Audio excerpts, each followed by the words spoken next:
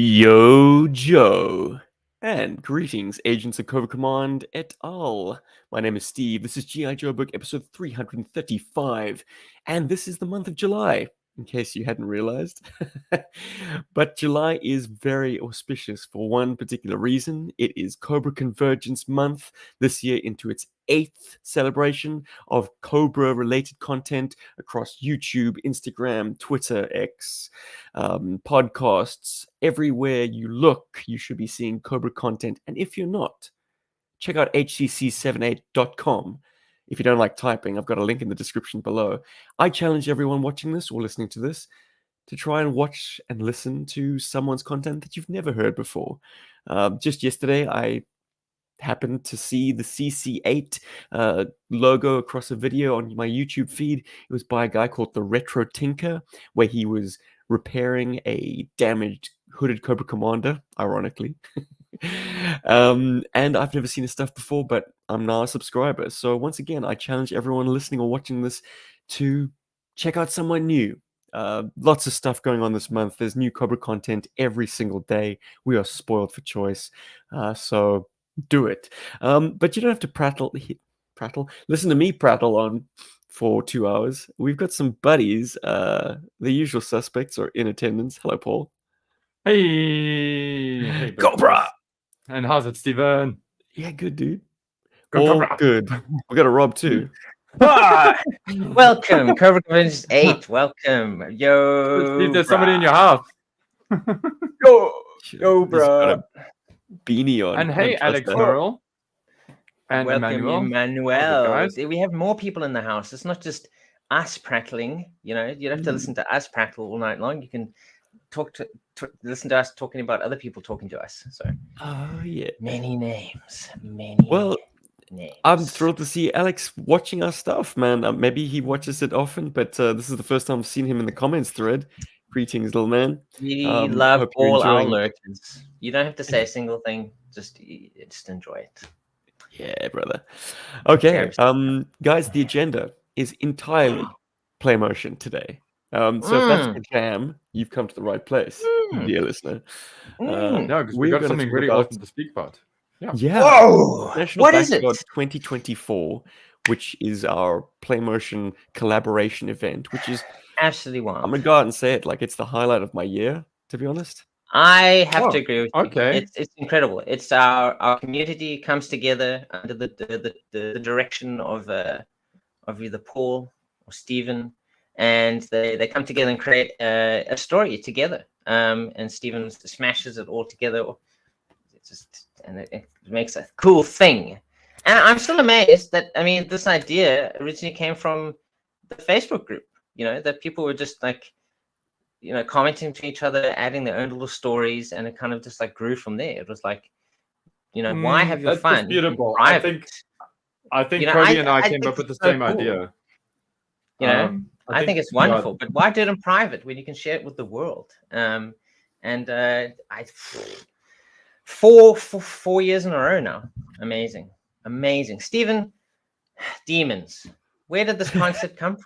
I mean, were you reading ahead in A Real American Hero? Were you like, whoa, they're going to be doing zombies soon. I got to do it first. Yeah, guys, we've been getting some Skybound money. They've been wanting us to promote their new book, so they wanted us to put the Cobra Law and the Transformers into one of our films.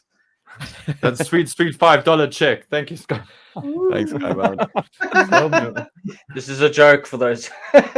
Yes, and it's also a joke for Skybound. I mean, guys, come on, don't be that sensitive. You know, I have to be honest. I think the group kind of has been pushing things into a more fantastical direction, whereas with GI Joburg's sort of in-house play motions, we keep it fairly straight down the line.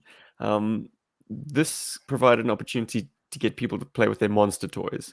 And I know that our contributors, of which there were 20 this year, may I just say, I mean, that number surpassed my expectations. I mean, I think previously we had a maximum of like 10.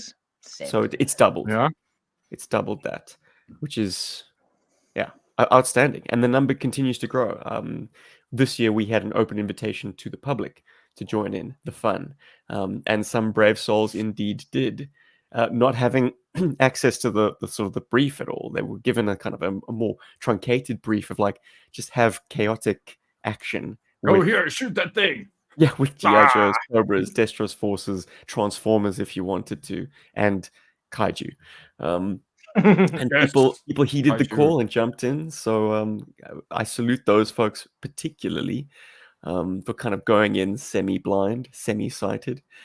I would have liked more Kaiju. I'm just putting that out here. Well, guys, guess what's coming in IB5? You nearly said IBS. Irritable bowel. I almost did. Irritable bowel syndrome 5. The shit name. You're giving Paul ideas. Giving me ideas. Now, I think the conversation about demons should probably start with some very inspiring work by Mr. Deadly Pencils. And to bring that out, I think we're gonna roll the trailer one more time. Whoa! Because these beats is sick, guys. Once again, I have to issue the warning that if you are listening to us with earbuds, maybe bump the volume down a little bit because I have no control over this. But you have been warned. Here we go. But you should know in what precious little time you have left that you have lost. Oh, you have lost so totally, so completely, that history will only ever regard you and G.I. Joe with pity.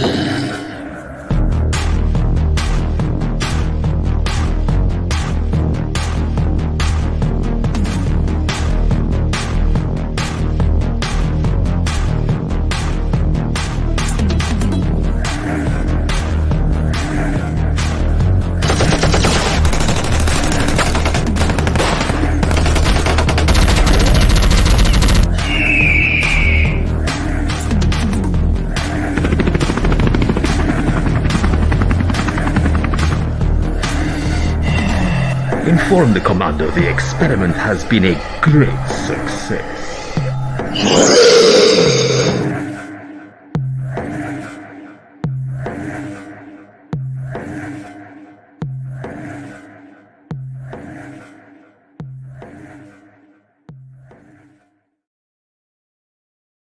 Whoa!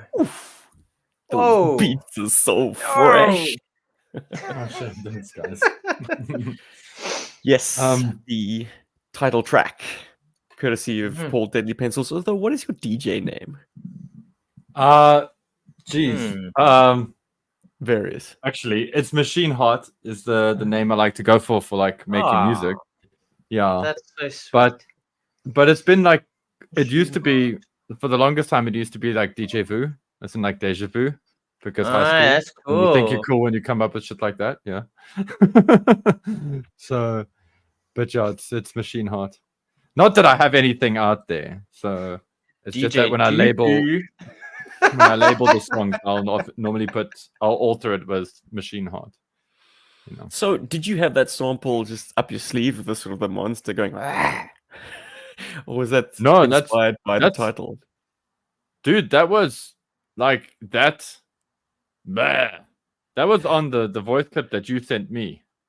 Huh? Wow. Yeah. Okay. That audio was. So that's Steven like already. Going like, I think the intro music should be something like this, and it's going like, and then I Paul's can like, claim no credit. Oh, that did. No. That whole vibe.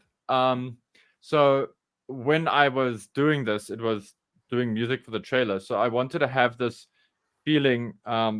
Because also I was sort of like scoring some of the intro. I did a pass at the intro as well for the thing, and I wanted this like, not air raid siren, kind of like. Did you guys ever watch? I mean, of course we've all watched Rogue One, but you know in the trailer for Rogue One, and they had that wow, oh yeah, wow, yeah. So I wanted something like that, but that was more danceable.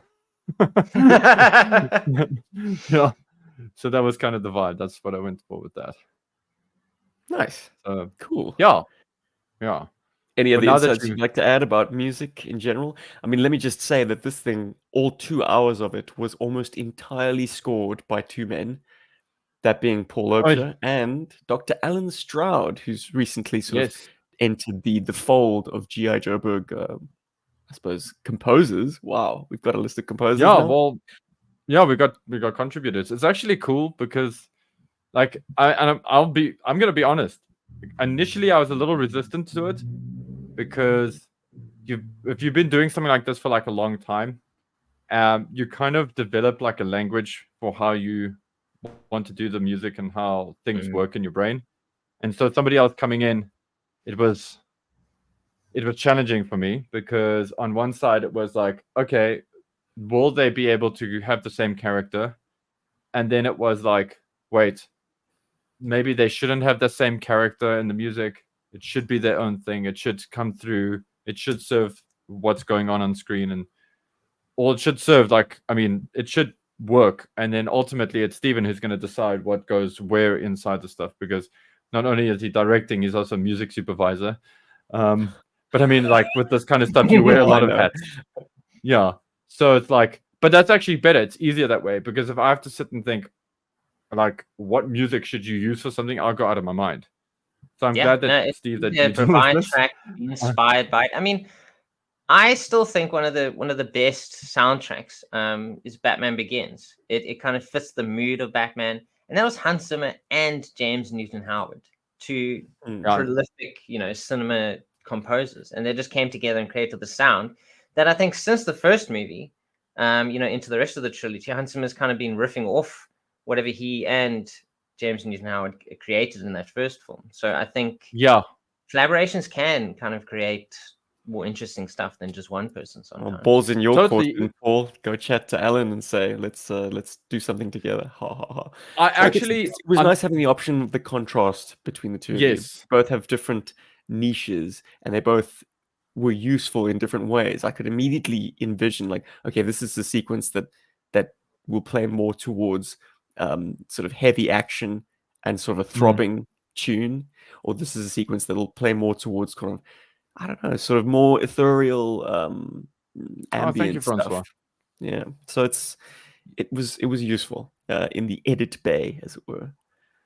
Sure, and also, like, don't get me wrong, it's not that I don't want to collaborate with people or anything like that. I just don't think that I have the skills to collaborate with somebody. Like, I don't think I speak the right language musically. So like, if it comes to like illustration, and I work with somebody, I can be like, okay, cool, I'll do the lay-in sketches, I'll do all of this stuff. Would you mind doing finishes? Or I could go, okay, cool, here's my drawings, please can you color it that way?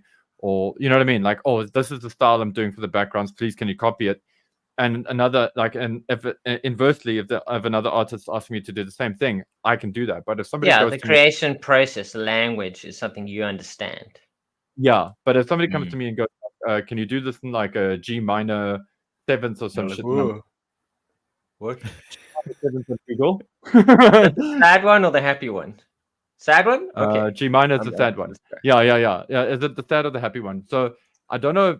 And I also kind of like that. I'm also worried that, like, if, for example, myself and Alan had to work together, we would sort of maybe create a very similar sound, and then Steve wouldn't have all the contrasts that he needs to work with, all the colors in the box to work with. So I think it's better.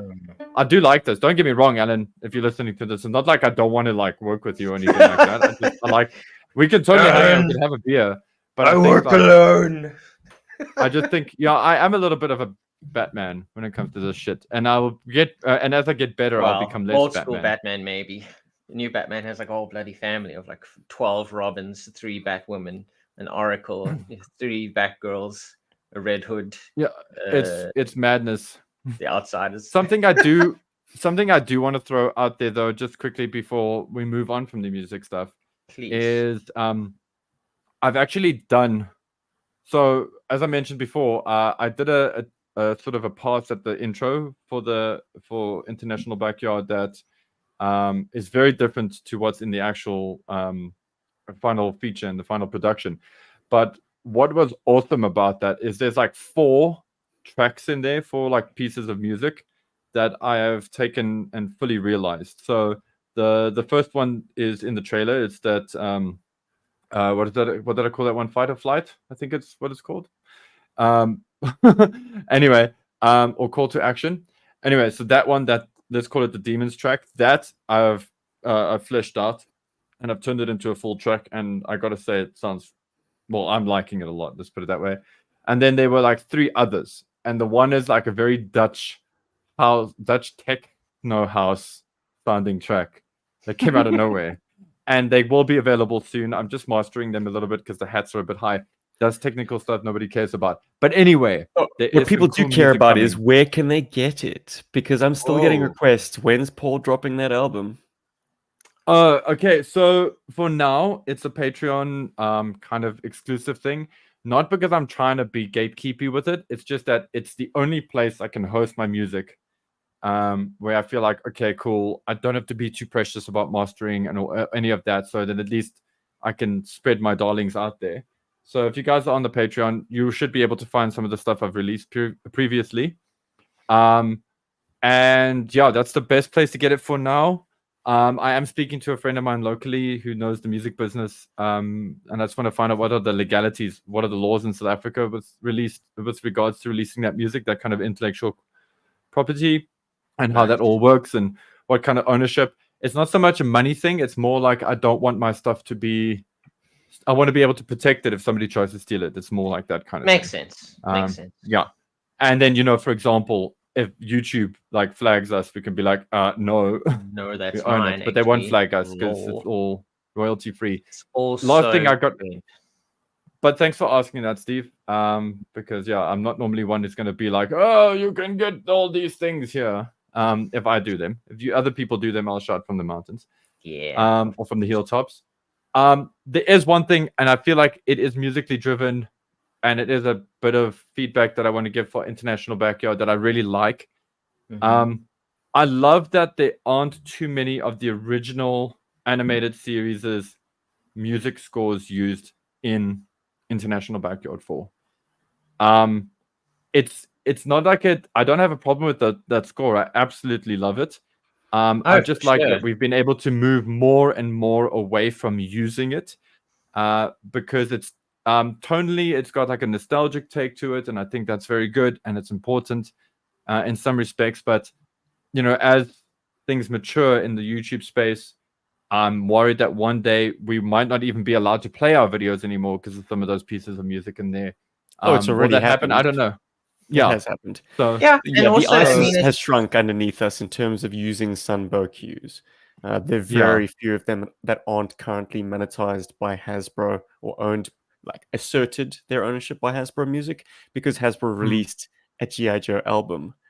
So all of a sudden that stuff became as it should be. It's the music created for the cartoon. Obviously, it is nostalgic owned by someone. But it's wonderful that we can actually look at our videos or look at stuff that is created, by us, by our community, and all of it is original. It's our own sound effects, it's our own visuals, it's our own music, and I think that just makes like it 80% of it, at least. 80 to 90%. But while we've been chatting here, people have been joining us in the chats. Welcome to JoeFan84, Old Man Outback. Darren's joined us. Darren has a suggestion for next year's IB5 should be Cobra Kaiju. Cobra Kaiju, I guess. Cobra Kaiju? Cobra Kaiju? Release joined us. G7, I saw him earlier. Gerardo from Mexico has joined us on Facebook. Hello. Hola. Dabuya J, as Stephen likes to say, has come on down. One of our contributors, actually. Wow. Hey. Threw his hat in the ring this year. Nice. Dun, dun, dun. Throwing it and out. I will still be releasing a supercut of all the first timers, all the brave folks who jumped on board. Just waiting for one, if you can believe it. There's one still outstanding that I feel would. They didn't make the cutoff in terms of the initial release, so they're kind of furiously working on it again. Well, that'll be great to see that. I mean, kind of like a big supercut, like, hey, IB4 unedited demons. even with Super. no, I'm not going to do an unedited version. That'll be about 4 hours long. I will do a super cut of like the deleted scenes and additional stuff that was shot Fantastic. around the event. That I mean, I did exercise some discretion as editor to make some sutures here and there. Well, I mean, that's I think, as we've said every year, we do mention this. Yeah, I mean, it's up to you, the person who's directing and editing, to kind of decide how things flow. And if it flows better with taking a few things out, that's just the way it has to go. And I think the way it went, 2 hours long, it flows very well. I think there's a nice sequence of events that occur, and there's good. It flows nicely from one creator to the next as well. Even when you use different figures, to represent the same characters. I mean, we moved from vintage to modern era toys, and we Almost even use immediately. almost immediately. And we even, I mean, there's even great sequences using the 60s toys as well, the 12-inch figures. Some great fun, some absolute great fun. Probably one of my favorite sequences is that whole scene in the bedroom where the guy's like, "Oh, here's my baby," and then it's like, "Oh, it's not my baby. Hope someone comes along and helps old Jimmy. Oops. Yeah. Hope he's gonna be okay." That was some total horror right there. I loved it so much. It was. Yeah. I mean, it was so good. Definitely for me personally, one of my standout things as I watched the entire thing. Okay, I feel like we're getting very far ahead of ourselves. Whoa! Break it down in turn. We have to do it frame by frame, every frame of painting. Okay, let's do it. Frame one. I've got a question for Steve quickly before we get into all of this stuff. And it is pertinent to this. Questions. Steve, what do you prefer? Do you prefer it when a contributor gives you like a little too much footage? Or do you prefer if they just give you the exact right amount? Like, and by that I mean, like, if you did you specify how long everybody's submissions have to be? Or how did that all go down for this one? Not this year. I didn't add any kind of time limit. Just the kind of the caveat that, like, if there are sections that I feel I could tighten, or if there are things that I think we could lose in service of just keeping the pace alive, I would exercise that discretion. But yeah, people kept, generally there was a kind of an adherence to kind of a 5 to 10 minute limit. I got one submission of about half an hour. Needless to say, some of that will be finding its way into the deleted scenes. Well, I think, I mean, without telling people specifically how long things should be, it comes down to the scene description or the sequence they're doing. It's kind of up to their discretion. Like, this is what happens in this part. Take your time or don't take your time. And also, look, it's amazing what people learning experience as well. What people were able to kind of tease out of those little bits of text. So to fill everyone in, the process is I write a very brief breakdown of each chapter. Very brief, literally like 5 lines max. And then the contributor takes that and runs with it. There was very little back and forth on the Discord. People were very happy to kind of independently work on their chapters and just kind of throw it in my lap. And it's amazing the level of creativity and like scripting. Like some of these chapters had like an almost PhD level, I suppose, narrative going on in them. Very, very good, very well worked out. The science of this hokey kaiju morphing spore stuff. Yeah, like it was remarkable to me how much work went in behind the scenes. Really, really, the iceberg theory is alive and well in this. Let me pause the visuals because it's hard to talk over them. This is so beautiful. I mean, I'm getting sucked in. For anyone listening to this podcast, I was just spooling it up. Masterclass, that first sequence. I mean, I don't know who made it, but it was really good. Cute. Yeah, an immense amount of work. And that was kind of teased out of very little. So people were free to take things in their own direction. For instance, that subplot that you referenced, Rob, about the hired gun who was represented by an adventure team, Dolly, that was Don't call them completely dollies. born of that contributor's imagination. He was just like, Hmm. hey Jubs, how about if I brought in this guy out of left field, one of Headman's goons, and we saw him just another day in the life of, and I was like, cool, run with that. Yeah. It's such a left turn, but it keeps things fresh. And there's something very interesting that I was realizing just the other day in preparation for this recording, saying like, we used to play like that. There were times when the narrative was happening entirely compartmentalized. Like you'll be able to speak to this, Rob. Like we'd have a briefing together and we'd move into the mission together. But then once the action started, we'd break into our separate battles. Yeah. Typically, Once you had an idea of what was happening. Yeah. well, typically, I mean, the sort of the enemy base was set up in such a way that I could jump out of being my protagonist to then manipulating all the bad guys. And the way it broke down typically was I was giving Alistair stuff to shoot at. Alistair, the third member of our trio. And you were off basically doing some kind of boss battle, essentially, like you were facing off against someone. Yeah. So in much the same way that International Backyard is like us going off and doing these sort of compartmentalized stories and then contributing them all into one big pot of gameplay, of toy play. There's something very nostalgic about that. Like, because we weren't always all playing together. Yeah, no, We were for sure. sometimes playing separately in the same space and kind of just seeing where the chips lay in the aftermath.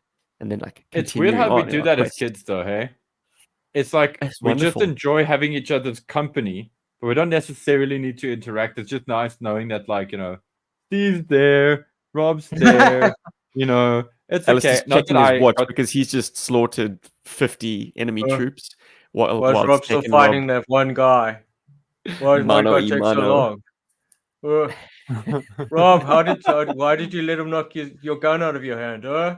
What's going on here? You want to borrow one of my 12? Huh? Take one of my 12 on guns. his person and then like a little drone following him around with extra guns. Oh, goodness. Bless him. Playtime.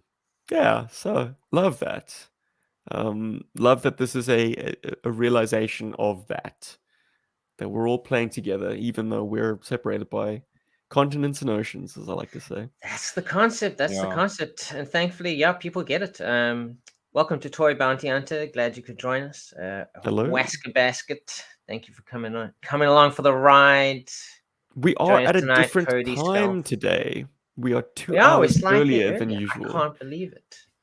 People are still joining us. They're coming on down. They're like, whoa. Okay, join you for my afternoon tea. Or keep at me 4 company. a.m. if you happen to be in Australia. Oh, in Darren, Australia. I hope you're Yeah. working, pal, because if you're just up on the regular, man, like it's an ungodly hour, my brother. Yeah, why are you like this? I So, preempted my Stephen- alarm clock. I was like, Whoa. at 20 past 3, I was like, I got a podcast. I gotta go. Ooh, I'm so excited. I'm gonna hang out with my buddies. I'm so ready. man. Hell yeah. So tell us your stories, guys. I mean, like I've obviously been slaving with this thing. I'm a bit too close to the coalface to You are really so give it some close to it. perspective. Like, Rob, when you caught it, I mean, did you see it in one big sitting, or did you break it up? so how this went down is that I think it premiered at 4 a.m., 3 a.m. or something like that here locally, and I was half awake. I think I got through about halfway Wow. through it. Before I eventually just fell asleep, and I was like, oh. And then today, actually, I decided to start from the start again. And then I was like, okay, I recognize all of the stuff, but it's still nice because I think there was still stuff, even in the first half, that I hadn't necessarily paid attention to because I was so asleep.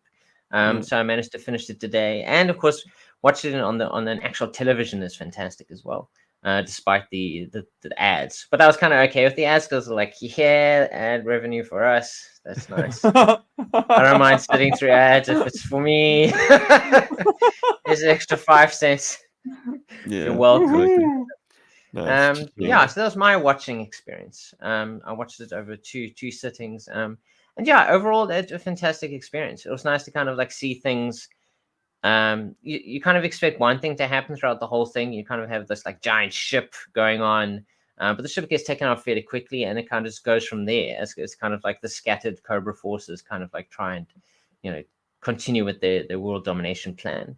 And I like how it develops over time, and you kind of have little subplots. There's a great subplot with Flint and the Eco Warriors, kind of infiltrating a secret base and the information that we gain from there. And as we mentioned earlier, there was the Action Man Dolly subplot that kind of also feeds back into it later on. So even yes, people were disparate, with what they kind of came up with the descriptions. It somehow still all feeds together for the most part, which I really enjoyed. So yeah, a very enjoyable 2-hour experience. Yeah, Paul, how did you manage to get through our epic IB4? Demons. Oh, dude, it's so embarrassing. This So is embarrassing. on the premiere evening, okay, so I was doing that convention, which is a local comic book convention called Icon, which was great, but I'm not going to go into that now. I'm going to pull a Cujo, but I'll get back onto that later. I tried my very best to be awake when it premiered, and I was here in the study, and I was drawing stuff, and I was like watching some YouTube videos and whatever, just keeping myself like wired. And next thing I knew, I woke up at like 4:30 in the morning, and I was like, wait a minute. crap, I missed it. Kind of thing. So that was annoying. And then I just had the madness of the convention, and then also I was just beyond tired after the convention, and I was slammed, and then I sadly got like hectic into work I stuff. feel that, my But dude. I only got to appreciate this on Thursday. Actually, on Thursday was when I got a chance to really, really like sit down, put on something like some work, have it on in the background. And guys, it was cool in that it pulled my attention away from my work a lot, but that was fine. But that's how I got to consume it. And then actually today I scrubbed through it. I went to some of my like moments that I enjoyed.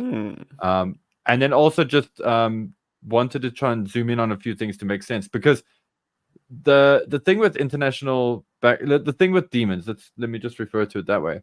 There's a lot of detail. There's the through line, which is very simple.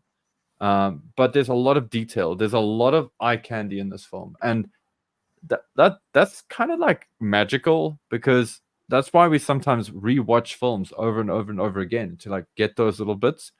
But Demons is on like Metal Gear Solid level. Okay, it's getting to Metal Gear Solid level where it's just layers. There's just stuff happening all the time. It's insane. So I actually think I'm going to be watching this quite a few times, but maybe break it up into small chunks. Like I've watched the intro enough. Yeah. So yeah. Cool. Hell yeah. Well, one of our contributors experiences, Darren, he got the whole extended family around on the parental's big screen and enjoyed popcorn and everything. That is on Dad's big TV. That's pretty cool. Amazing. The whole what did your parents family. think, Darren? Gosh, I don't want to necessarily just interview you at the moment. I mean, we should say that for another time. But yeah, just the first blushings, like Darren, are you all right? What is this? I just want to say your point. Really should have thrown away those toys when you were a child. Metal Gear Solid levels of detail. I almost feel like you're referring specifically to two people whose set building skills are like next level. One being Spoon Killer. We've got him up on screen at the moment, who has like little like concert posters and things. He created the world of the fictional land of Alalawi, where they use Taylor Swizzle or something. Taylor T. Swizzle, yeah, and Cold Sliver. Yeah, it's the backup artist. And a great little Easter egg of us, the boys of Joburg, as wanted criminals in the Republic of Alalawi. I want to find out if I can turn that into a shirt or something, or like a downloadable something just for the patrons or something, because I think that is so cool, man. I love that. I love that so much. Oh, yeah, lovely little Easter eggs. You're right. I mean, I'm astounded at the level of work that went into the mise en scène, all the sort of the eye candy that's on the screen, building this world out. Because I'm lazy when it comes to shooting this stuff. Get the toys outdoors and see what the location gives you. This He's one of stuff, those however, directors. There's Steve Smithall. Yeah. yeah, it's astounding. The amount of behind the scenes stuff that goes Coca-Cola. into just getting your toys in front of the camera. That feels like weeks and weeks of preparation. And confession time, Spoon Killer was someone that I tapped quite late into the process because I figured he would only be interested in shooting stop motion with Lego. Mea culpa. Of course, he's got some vintage toys and some retro toys. I mean, we're looking at a HasLab exclusive Pilot Scarlet at the moment. So he's got a burgeoning like O-ring collection, and he brought him out to play. And there's that poster, that wanted poster, featuring yours Hey, there we truly go. and other criminals. And the other criminals. Paul Robert Steve. I have an AKA. Nice. Well, yeah. On a wanted poster, the deadly pencils means something else. Yes.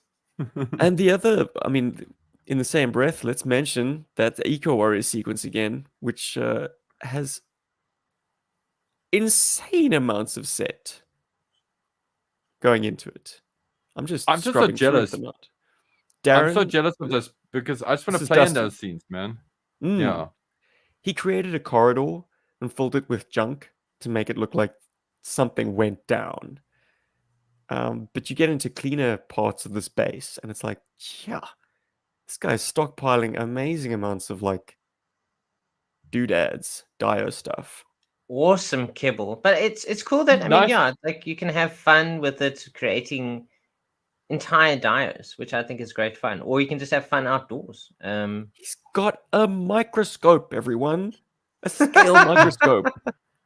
Jeez. I would love to know if that scene, because it feels like it to me, and maybe that's just my ego or something. But think it it is. felt like an homage to Blazing Sand. That whole sequence with like, I didn't have just a the way it was microscope. shot this. No, you No didn't have a microscope microscope, but up in I there. also shot the scene. Is why I'm bringing it up, because it like reminded me of my Terradrome bat scene, and it was just like it was so cool. I love that. I don't know, it just felt like a nice homage to that. Whether it was intentional, it probably wasn't intentional. It's probably just like him just going, "Oh, this is cool," and then it's cool. This Yeah. is cool. Well, An Dustin- update for those interested. Darren says that my mom kept interrupting, saying things like, "You had that guy," and "I remember buying you that." Oh, that's awesome. That is so Oh, awesome. that is awesome. That is everyone's mums, I hope. No. Absolutely. I love my parents, but they don't remember stuff like that. Oh, hey now. Yeah, I mean, getting back to Dustin's amazing amount of like accumulated stuff. I mean, I can't imagine what kind of footprint it has storage wise, but it does remind me of a time when, yes, absolutely, I was like constantly looking at Playmobil, thinking, can I buy this set so that I can get that clipboard and that computer screen? I've subsequently stopped thinking like that because, yeah, it does tend to run away with me. But not this man. This man not only has the stuff, but he has a firm use in mind for it, and we get to see it all up on the screen. What a treat. What a treat. It's like we've been invited to play with someone else's collection for 20 minutes. Hell yeah. So good. And Dustin has been sorting through all his kibble this weekend. So he is very organized when it comes to his kibblies. May I Actually, also a cool just... market for Playmobil to get into. Anyway, sorry. I just wanted to, while he's in the chats and we've got some of his content up on screen, just salute Dustin on like having this amazing dry gallows humor running out throughout his piece. Firstly, I mean, my big takeaway is like Ozone is certifiable. That guy is a loose cannon. I mean, he keeps it under wraps, but like put him inside a snake armor and he goes ham. He becomes this psycho killer, which is Those incredible. POV shots are so cool as well. Just adding strings to the bow of a character that no one ever considered before. But like, yeah, of the 3 original Eco Warriors, do you think it was going to be Ozone who'd be the loony killer? Not loony, very Well, subdued. very precise. I think he likes trying new things. I think that's kind of like what you get from this. He's like, oh, I want to try One more this little side. thing out. I want to try this little thing out, that I got. I had a bet that it won't, that'll work if I, deactivate this door. It does work. To And then, strangle a viper with a pneumatic robot claw.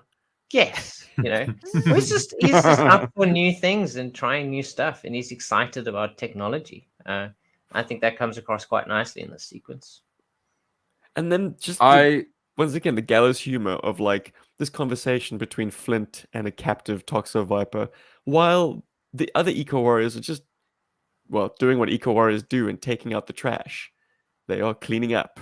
They are moving all the bodies, which it just adds like what would otherwise just be a dialogue between 2 characters all of a sudden is layered with this like macabre, like, yep, nothing to see here, just some more bodies. Yeah, This is I mean, dragging instead out. of like No job. a static shot, there's actually stuff still going on, which I quite liked. I It's not love just kind that. of like these 2 guys talking. There's stuff going on behind them, so you don't have to do like a twofer. You can like cut from it's Flint, the bad guy, Flint bad guy, Flint bad guy. You can actually just have a single shot, and then there's stuff going on around it, which still suggests time passing. Yeah, in fact, Steve, you mentioned mise en scène, and that is exactly like where it works. Like that's where I feel that where the scene is like it's come to life and it's a real place. We're living in that moment, and it's very, very cool. Also, very jealous of that toy collection, just and prop collection, because that is something that I feel is probably like the highest thing on my like want list as a toy guy right now. Is that I want props, so I can shoot cool footage or shoot cool photos of my toys and things like that. But anyway, I hope that this is taken as a compliment. But this whole sequence for me is very Sam Raimi meets RoboCop.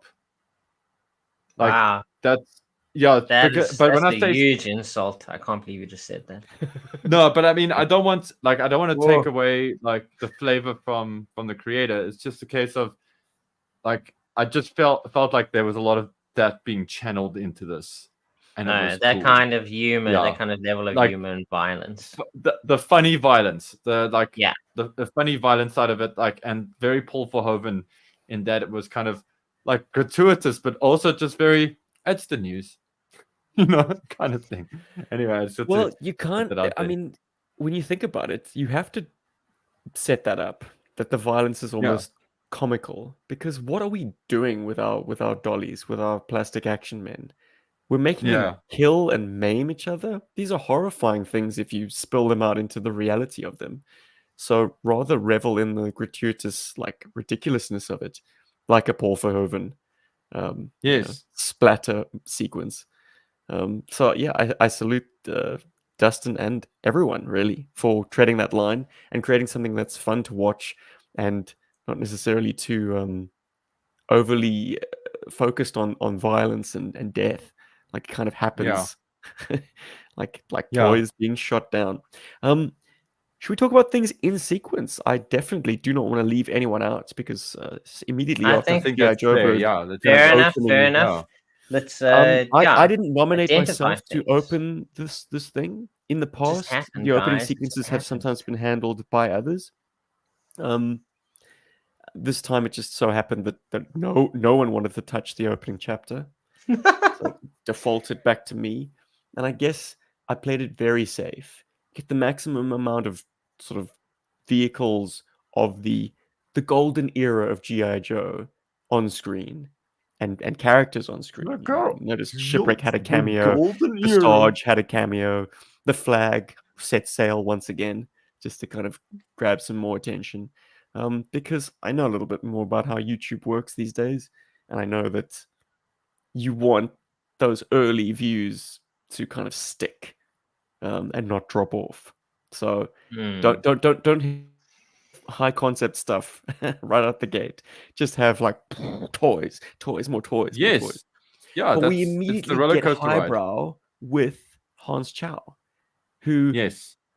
introduces us to the Cobra High Command and, true to form, has scripted some amazing drama that plays out between Destro and Cobra Commander about this big plot. They have a disagreement about how it should be utilized. That this spore weapon that Cobra has acquired through nefarious means should be used as a bargaining tool in Destro's mind to extort, to get power. And Cobra Commander's like, nah, let's just unleash it. Let's just create Yeah. havoc and rise through Let's the just ashes. go crazy. Yeah, and like, nice use of lighting. Yeah, it's not a deterrent. Yeah. Enhances sequence. And I was just like, I didn't realize until the thing was done, and you kind of brought up, the names of the people associated with sequence. I didn't realize that was Hans at all. His voices are very, very good. Like he Jeez, does do a the lot of twins. voices. Like Tomex and so Zaymot well. are pitch perfect, and he does the sort of the handover. Yes, brother.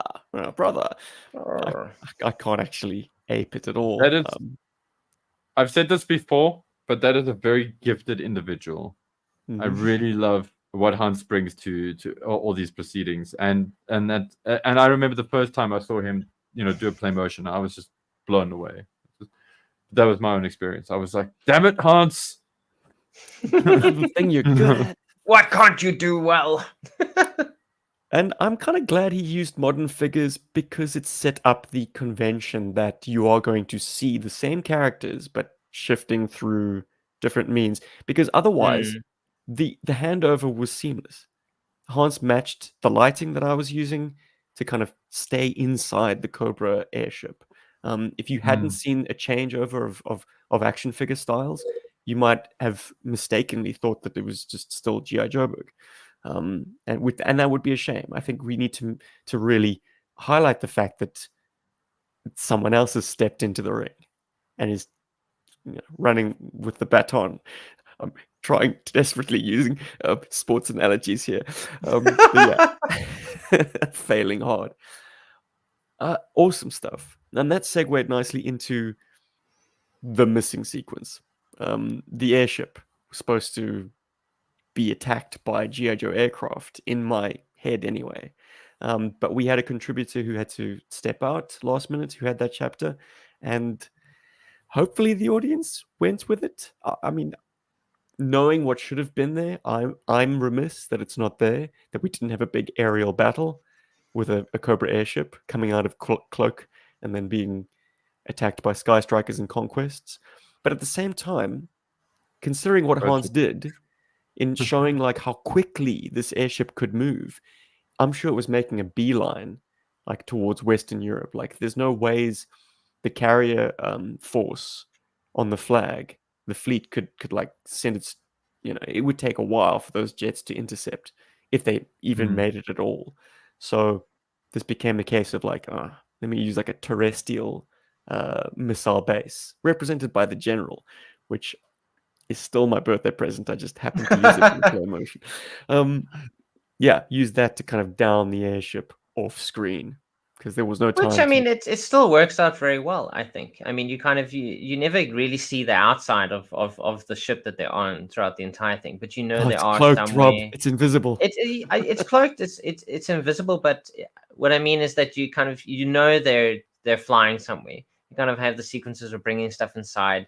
So you can kind of just leave it to people's imagination, what the outside is, or, they all know what it is. So I think it actually worked out pretty well the way it had to go down. Obviously, it would have been very interesting to see what it could have been like if it had been, the original way, if they'd actually released the toy. And we could have that. We're not ILM yet. Not yet. I mean, talking ILM, there's lots of really nice use of special effects in a lot of these sequences. People have a really nice grasp of special effects. Or subtlety, but also special effects. They kind of incorporate it into their sequences, which I actually quite enjoyed. Obviously, there's the back screen, or whatever back there's the volume way of doing it. We see that in a few of the sequences, and and even some proper green screen, which I actually quite enjoyed as well. Mm. Which I thought was quite fun. And even Stephen, you even used it. Was it your sequence in the Terradrome where Cobra Commander is a hologram? I was just like, that's so cool. How did you do that? Like I was like, wow. My first and only foray into green screening. Yeah, I shot Oh, you Cobra green Commander screened that. separately and then just brought down the opacity, whichever one makes Yeah. them more translucent. Like see-through. I thought it was great fun. So I mean, I think it's really cool. It's like people create cool interior bases with their kibble and stuff, or they take the toys outside, or they use cool like editing or special effects, which I think is really great fun. Well, talking about going outside, Bart Simon, he did the next sequence, and Yay, Bart! under great duress. I mean, he had probably the worst run of luck in terms of bad weather, bad timing, and then like on the shoot day, like the action figures were just not cooperating. I think he blew out a few crotches. Like, I don't Ooh, know. oh my goodness! This vintage toy filmmaking stuff ain't it ain't child's play. It's hardcore. It's It takes not a toll cheap. sometimes. Yeah. So, but he managed to pull out some stuff and certainly saved my ass by shooting some Jetfire sequences, which I was able to use. Very, very cool. Yeah. Because I But think he's the despite the only one we hardships, know that has it came that. out well. Yeah, actually, Yeah. I mean, I obviously don't know. That we know on like on a the deep original. personal level.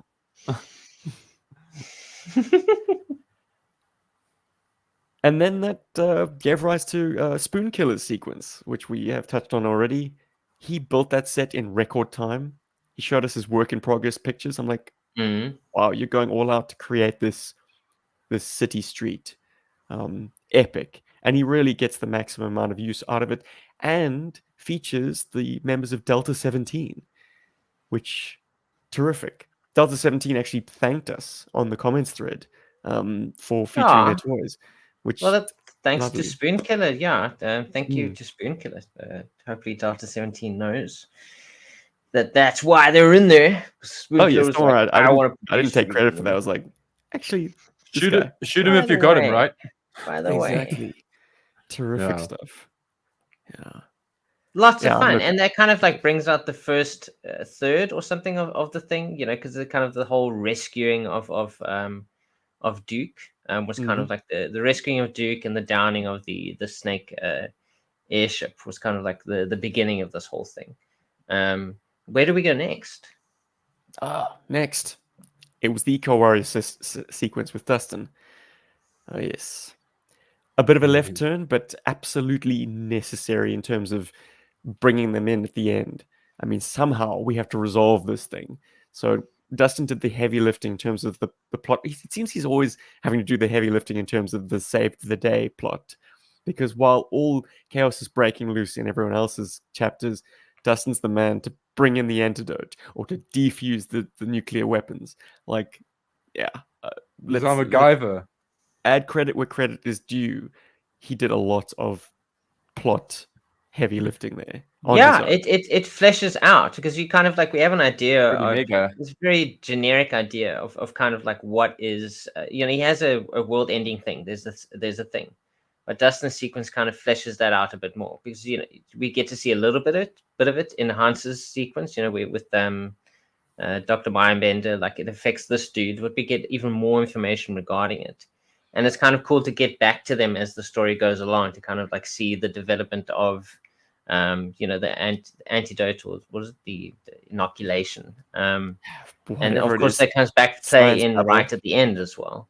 And yeah, I mean, it's nice to have constant action all the time, but I mean, it's also nice to have those down times because it is necessary to kind of like fill people in on like what is going on here. And it's absolutely, yeah.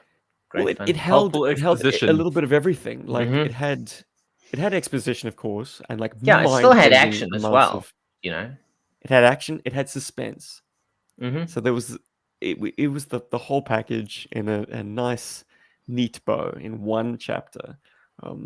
Arrival and it opens up the rest of the movie. I think without that sequence, the rest of the film doesn't necessarily make as much sense. I think.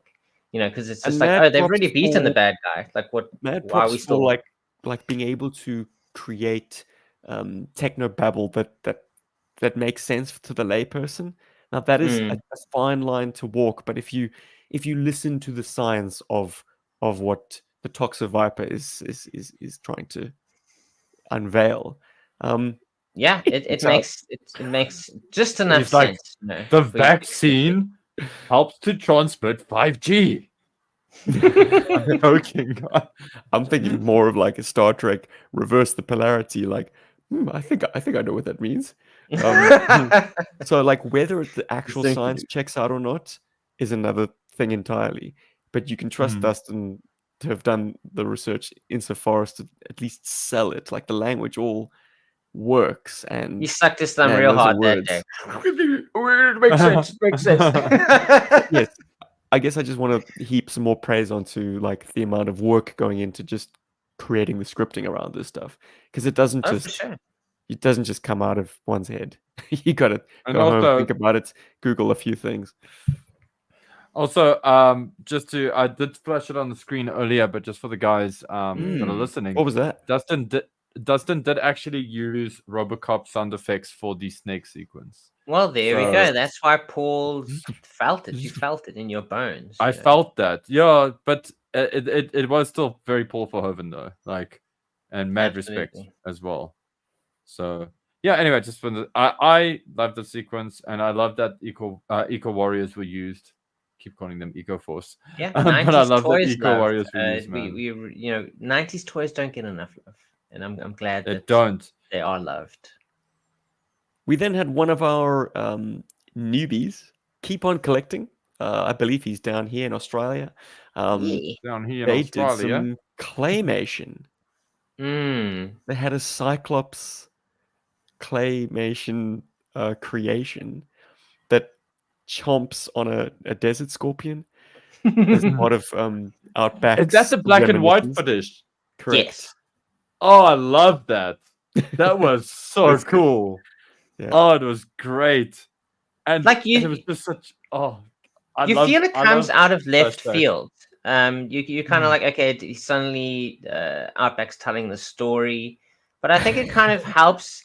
It does. It kind of comes out of left field. It's like, by the way, this reminds me of a time this thing happened, but it kind of eases you into maybe the more fantastic stuff that comes up later in the movie.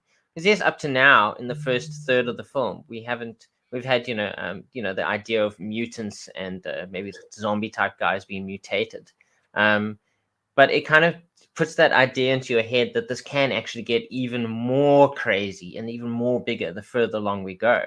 And it's kind of cool to set that up in a way that things can go more extreme as the film goes along.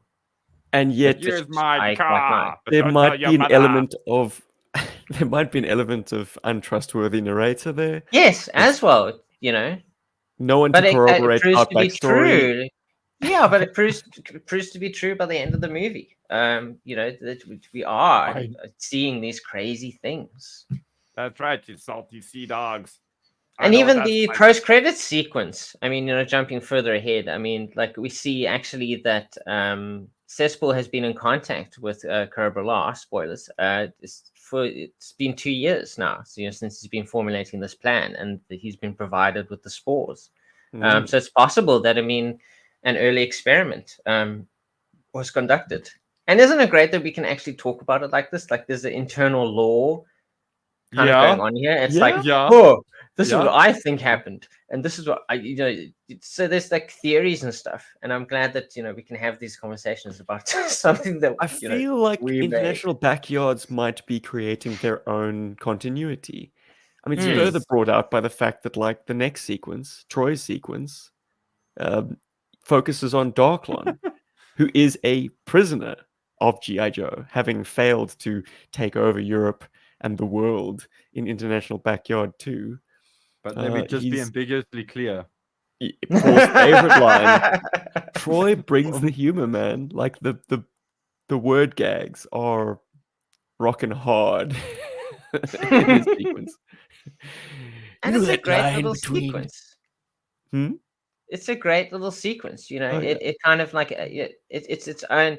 it's its own little story that still progresses the overall story as well. We somehow need to know the location of something, and this is how we're going to get the information out. And I just love how it's like, you've been maced. Yeah, maced in the face.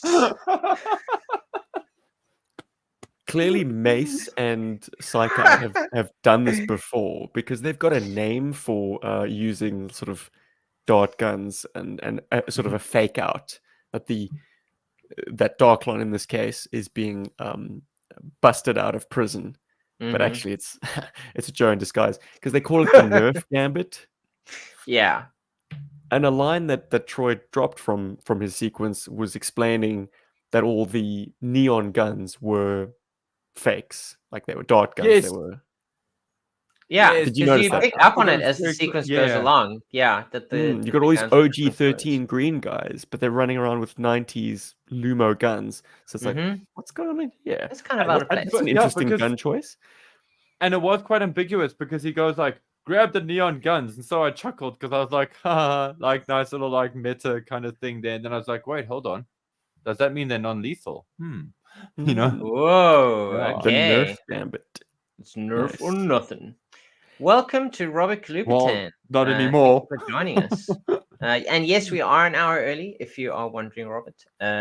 We decided to start a little bit earlier today because apparently 3-year-olds don't stop doing the crazy 3-year-old stuff the whole day long.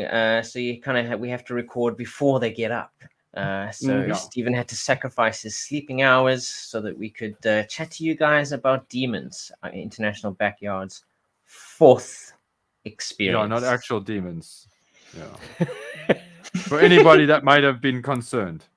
We then go to actual Europe, guys. It's a delight. Actual for Europe? me. Actual With Europe. actual Whoa. Europeans. A real Are Europe. quaint.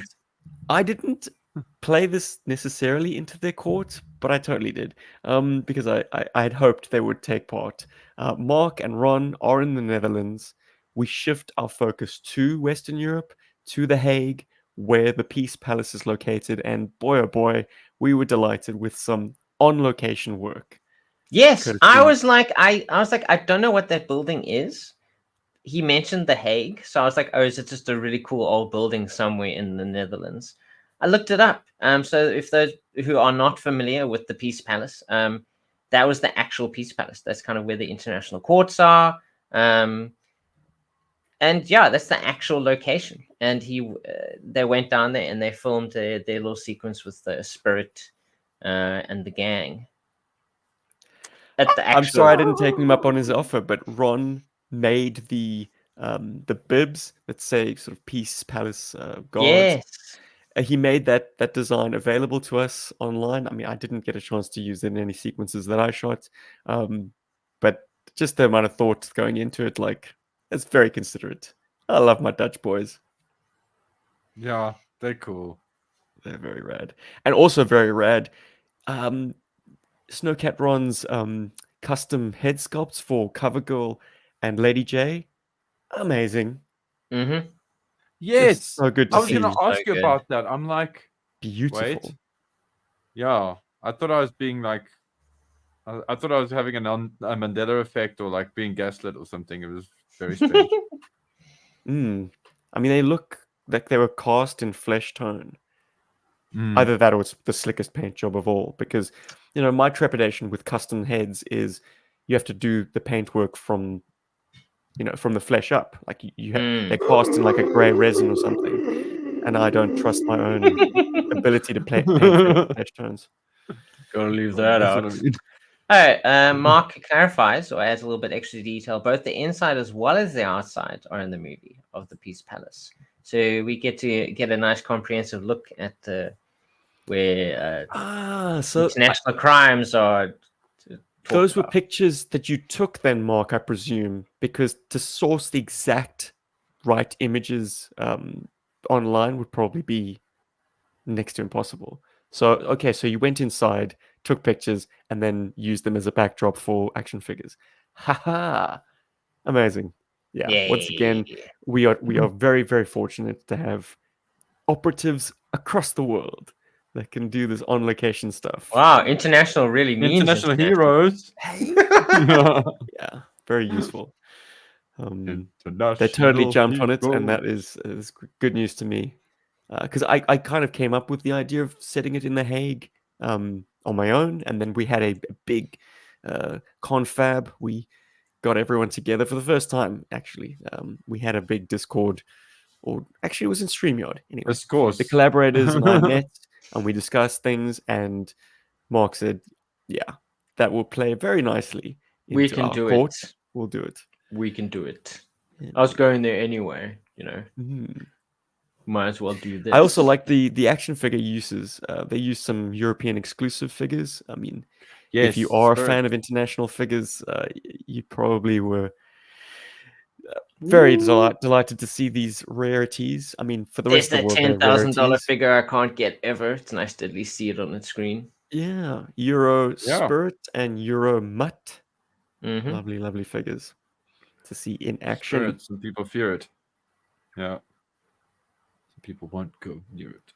Then we get into a sequence that we have touched on again. Cody and his adventure team killer. Yeah. Great Dark, fun. dark stuff. Great We fun. took a trip into psychological horror at that point. But wait. Can I just preface this quickly, just Whoa. before you carry on with the details?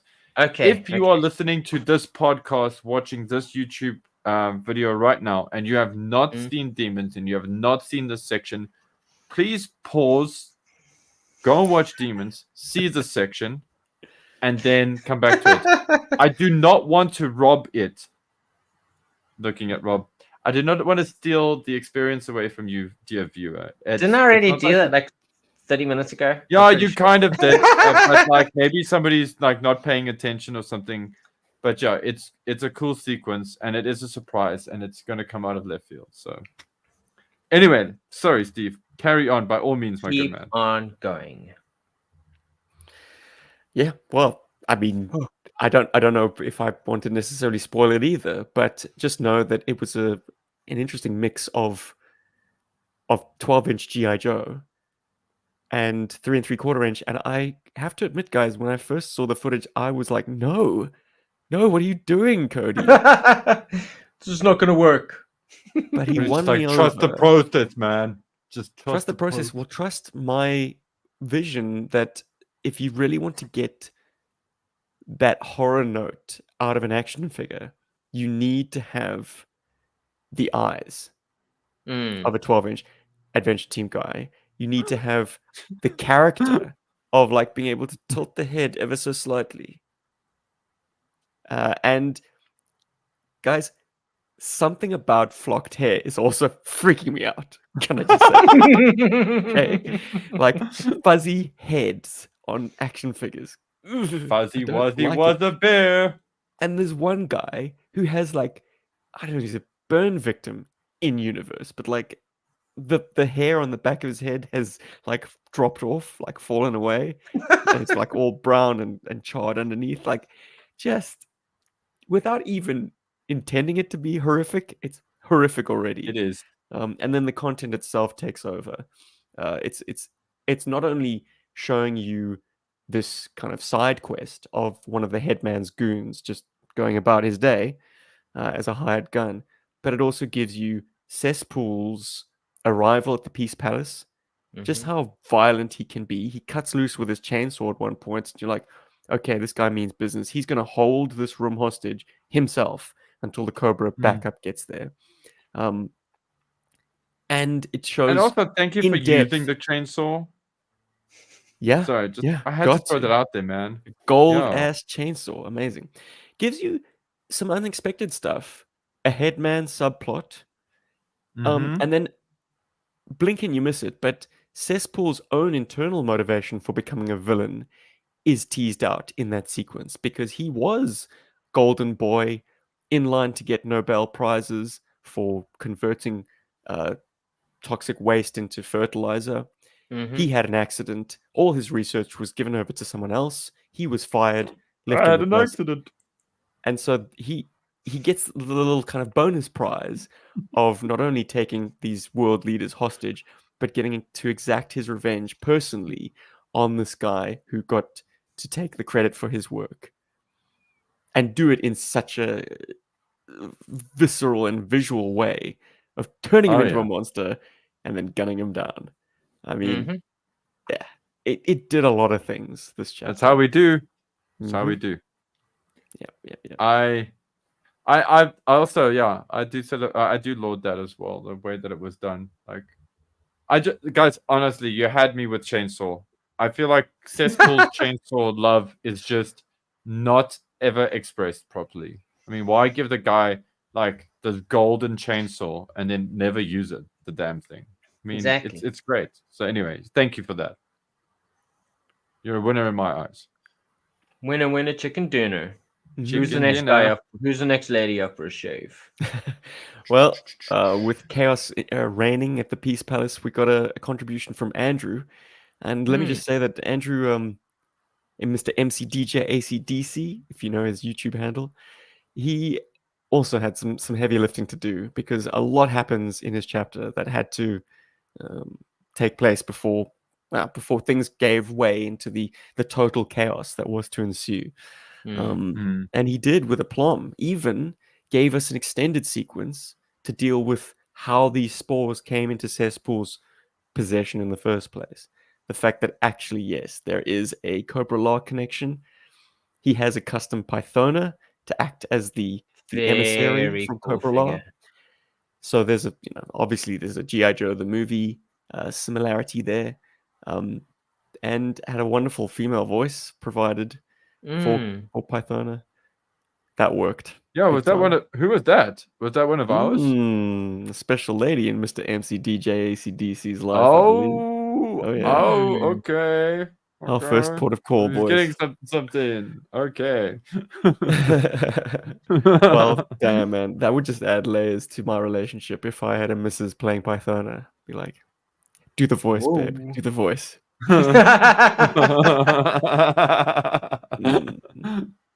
The broadcast energy transmitted. Oh, yes. One more time. But once again, like, I think our entire inspiration for Cesspool being a major villain in this piece is the groundwork that Andrew laid 2 years ago by just surprising us with him in Seconds to Midnight. Yeah, for sure. He comes out of left field. Like you're not expecting a Cesspool to kind of be involved in this whole thing, and he kind of has his own objectives, that he's kind of like gunning for. And it's cool to kind of see that through line come through. Kind of continue and be brought back in Demons. And even more connective tissue, if you did stay to watch the post-credit sequence provided by Andrew, that is meant to take place in the aftermath of Seconds to Midnight. That's when Pythona approaches Cesspool after the Cobra's plot kind of goes tits up. In Dark I just like Clonia. that you said connective tissue. Ooh, gooey. Yeah, good times. So once again, salute MCDJ ACDC for thinking about all this stuff and bringing it all back. Oh, and he got some comments on his helicopter use. Where the hell did the Destro's helicopter come from? Well, that is from Leonard the Core, the Rainfire copter. I believe it was not commonplace in the United States. Leonard can't get their distribution right in their very own backyard. Just yeah, I was gonna say, like, isn't that the country of origin? Ridiculous. Yeah. But to be fair, the Rainfire has only been released once, whereas the Beast Bomber has had several different iterations. It was tan, then it was green. Last year it was tan again. I started seeing that at toy stores. The Rainfire Damn has it, Leonard, I don't want your excuses. I want your helicopter.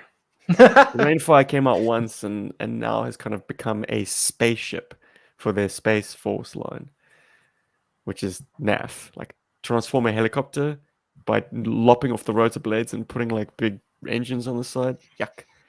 What is that? No, thank you. We start having a almost supercut of like truly international backyard members. These are our first timers. We've got Stephanie and Leon giving us a sequence of Scarlet and Roadblock approaching the back of the Peace Palace to try and find a way in. We've got Toy Domination, showing us the frontal assault with Shockwave's forces, which is something that I kind of wanted to bring back at the end, but just felt like, nah, the whole thing had overstayed its welcome, and I had to wrap up quicker. But like I envisioned a sequence where Shockwave is being consoled by General Hawk, because basically in Toy Domination sequence, all of them get wiped out. Yeah. Like Cobra massacres the GI Joe breaching team. And it was a wonderfully packaged sequence. Let me just say that all of these guys are kind of on the line for next year's contributions, I'm sure, because they all exceeded my expectations.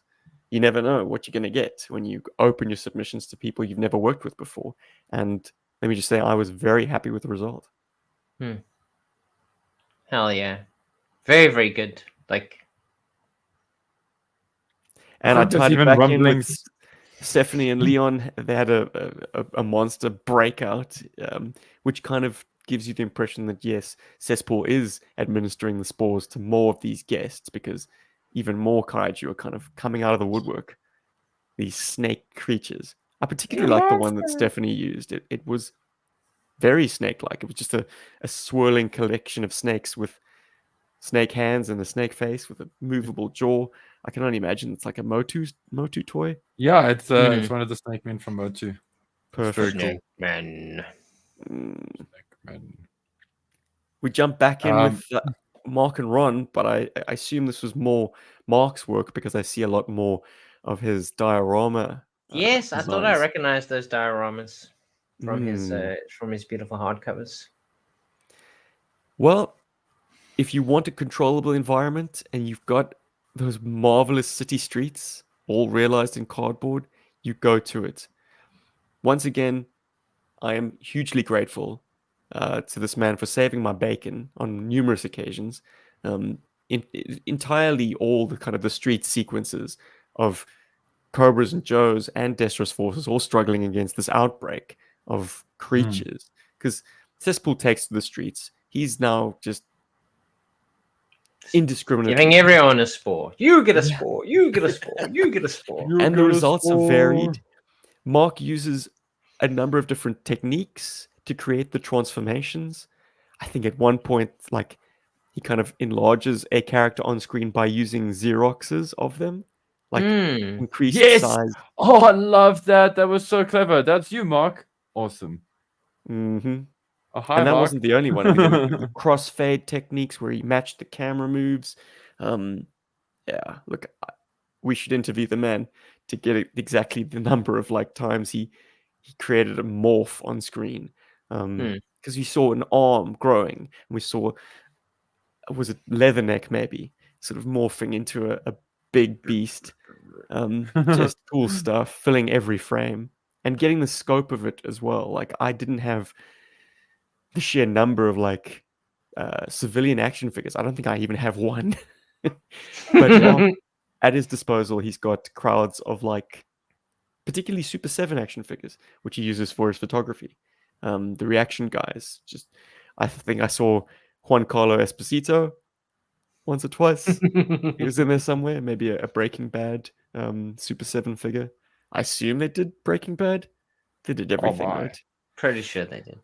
Yeah. So that stuff was essential, and it really went to the right man for the job, as far as I'm concerned. I love the splatters. Like, we close out on that sequence with like blood splatters and like action figures arranged on them, but the blood splatters are just like red cardboard that has been cut in a very splat. No, it's great, design. and they're kind of like jump cut almost. I think there was kind of like the figure hits and then bloop, comes up behind it, which I thought was really cool.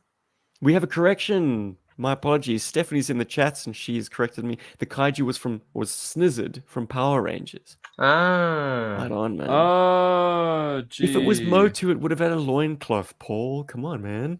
Yeah, and underpants. Yeah, that's true. Can't believe it. True. I'm so sorry. Paul knows too much I need about Motu, but not enough about Power Rangers. Well, thank you, Yeah, Steph, but like, and thank you for that sequence. yeah. Yes, actually. See you next year. Hey. Well, Wow. aren't people like, some of the contributors were hinting at like, are excited about doing a Christmas special? Mhm. That could be fun. Yeah. Why not? Yeah. Let's see. Let's see. Sorry, see. Steve. Look, I after releasing this, I immediately wanted more. I was like, yeah. Let's keep going. Let's do it. Even though you're forgetting about all the long hours of you sitting on your computer waiting for the things to render, to export, to appear. Look, the crunch at the end is inevitable, because inevitably there is something wrong that needs to be fixed and re-uploaded. So that's a day of no sleep, and it all comes down to the wire because our last contribution arrived like 20 hours before the premiere. I was like, oh Jesus. Okay, no time to think. Just but thankfully Occam's razor. Whatever the you got first it cut in. I make is the cut. I don't go back. I don't watch a damn thing. I'm just adding voice, cutting, adding voice, cutting, putting on the Yo, timeline, Joe. putting on the timeline. Yeah, but that's a fun way to work. I like the challenge of Well, it. it's you challenge yourself, trying different things out. They'll also hopefully teach you to set the deadline further away from the release date. Maybe put it over here. It doesn't make a difference. I put the deadline 2 weeks out. I still had contributions within the final week. Well, even if it came down You to have the to learn to line, double I think cutty. people being creative, sometimes that works on its own time. And whatever you ended up putting in was absolutely necessary, I think. Oh, everything That's made why it it's in. hard to work with arts, Absolutely, man. absolutely Everything well. made it in, guys. I didn't lose a chapter. Damn Anyway, right. Anyway, we are in the thick of the chaos of it now. We've got a quick tumble of like first time contributors. We had Yorktown Joe, we had Dubuya J, we had Moonlight 47. We also had yes. A's Station, who goes by Unit GI Joe as well, if you've seen him around. Yeah, Just I know that creating name. the chaos of the battle. I particularly liked Yorktown's, like with a Black Major Cobra troopers that were kind of zombified. Yes. Oof, Yes. some of those. Very Plan 9 Those from are outer very, very space cool. looking.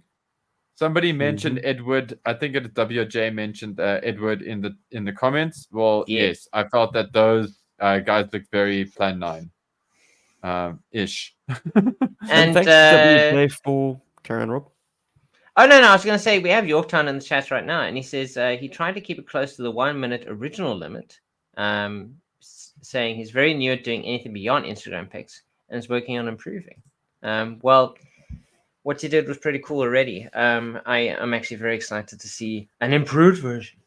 And I It's gonna be speak crazy. perhaps from privileged information, but I do know that Yorktown is working on something special. Well, I think it's almost done. He's kicked it over to me to have a look at it. So I'm delighted. Well, that's awesome. I'm glad. I mean, as we always say, play with your toys, and it's great that International Backyards can inspire people to go off and create their own little movies, create your own little sequences. Play with your toys and film it if you want to, or even if you don't film it, just have great fun with it. I was cruel with the public submissions and keeping them to a 1 minute, which is brutal. Yeah, it's nigh impossible, I'd say. So I'm going to be a bit more generous in That's what future. happens. No, for sure. But I think giving something an extreme limit is where the creativity really comes out. When you are given such limitations, and yeah, I think that's a huge limitation. What comes out of the other end will be so much better for it. I think you can definitely kind of like allow a little more space later on, but at least if it's a first time thing that someone has done, it really makes you think about every single shot you choose. And I think that's very important, especially if it is your first time doing these sorts of things. And if it is your first time, guys, I mean, I think I've seen some people in the comments saying like, "Oh, I was worried about how amateur my stuff looked." We all start somewhere, that's the thing. I mean, Steven's stuff, if you watch some movies, he can't even bring himself to watch some of our earlier stuff because he's like, oh, it's so bad, it's so amateurish, so I could have chosen a better shot, I could have done a better thing here, there, but it comes with experience. The more you do it, the better you will get at it. Even if you don't think you're getting better, you are getting better. The more you do it, the more often you're training yourself to get better at the thing. Training yourself to So kill your darlings. so never worry about how amateur you think your stuff looks, because in the end, those imperfections that you're seeing them because you're so You're close seeing them, and you know it. Yeah. I'm sure Paul can speak to this a lot. He'll be like, oh, the angle on that and that hand is weird. The perspective on that building in the background there's a bit off. Oh, I didn't match the colors correctly all over the place here, there, and everywhere. But when an audience looks at it, they see it from a different perspective. I'm sure even quite like Stephen, the idea sometimes that- your best performances or your worst performances on the stage, an audience member will come up to you and be like, wow, Stephen, you're absolutely amazing tonight. And you'll be like, That was I the was best pretty thing I ever bad, saw. actually. I was just awful. Yeah. it's all about perspective, even if you yourself weren't having the best night, there are people there who still appreciate what you did give. So I'm just saying, appreciate that do the best you everyone can. the variety of efforts creates a more inviting environment. Yeah, Because no, for guess sure. what? Whether you've been doing this for 10 years or whether Yeah, this is your or- first one, the audience is prepared to go with it. The audience has been primed to understand that this is a narrative stitched together through multiple hands, and the story remains intact, and they can follow that, and they're here because they want to be here. This isn't content to be consumed by the masses. This is very, very niche. I'll be the first to say, or not the first to say, but I'll just reiterate: this stuff is like people who are watching this really, really dig the play motion genre. They're toy fans like you and me, and they just want to see toys being played with on screen. And you So can, they will as go with it. And I as hope we that, do, that it'll inspire more people to want to do this, because all of a sudden it is so much more achievable. You've seen various levels and stages of it, because the stuff that we're doing now might seem a little bit prohibitive. I know I watch Mike the Hunter's Bazooka movie, and I'm like, I can never do that. how does he do Never. it? I cannot sit for 2 hours doing the sound design of like a 2-minute sequence. No ways. Or I'm the good at it. action. I mean, think of all those shots that he comes up with for his action sequences. Like I don't even know how he thinks about that stuff. But yeah, it's for all levels, and that's the thing. You come into this thing, as we do with a lot of with any entertainment, really, you suspend your disbelief.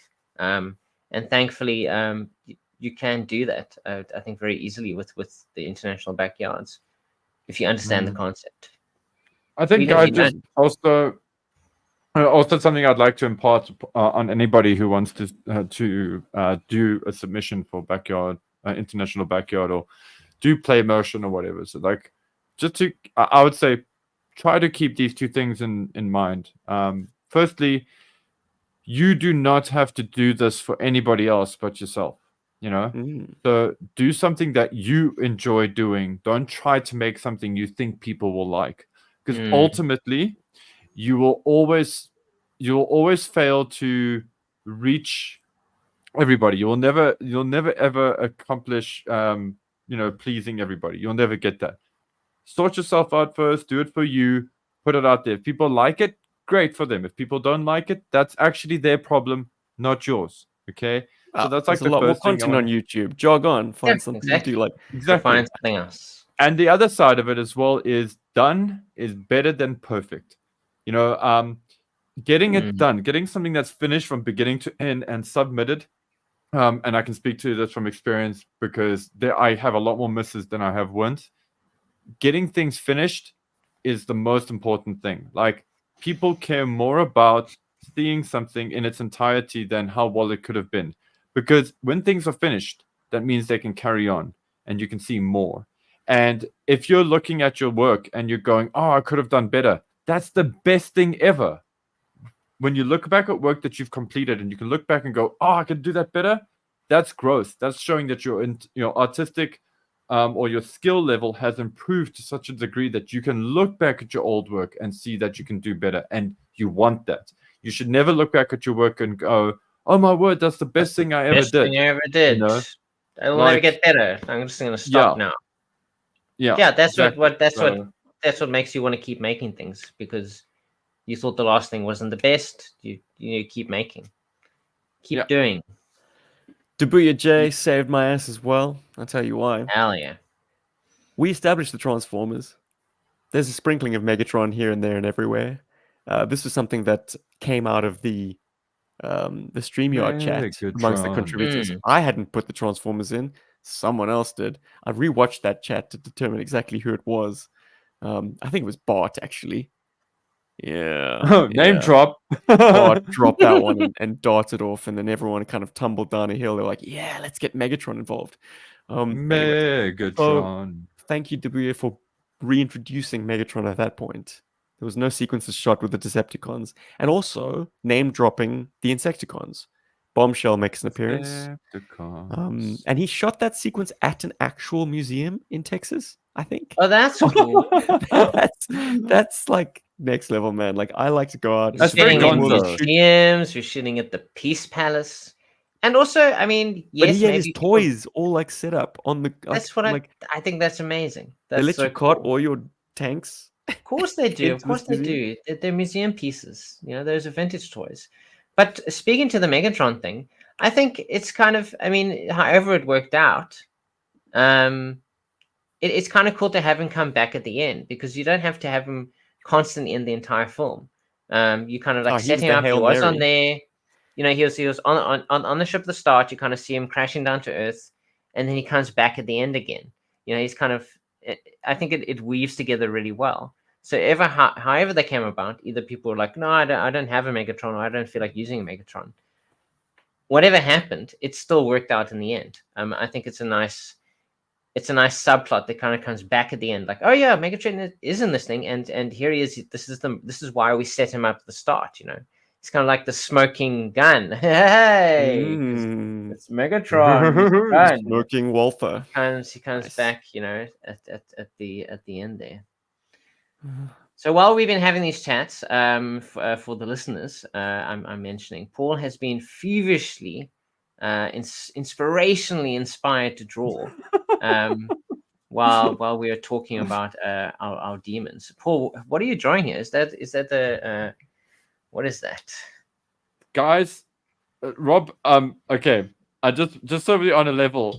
If we're making good radio, I'm glad that you're asking me questions, but I'm very scared that you're asking me questions because it should be pretty obvious who it is, which is worrying me now.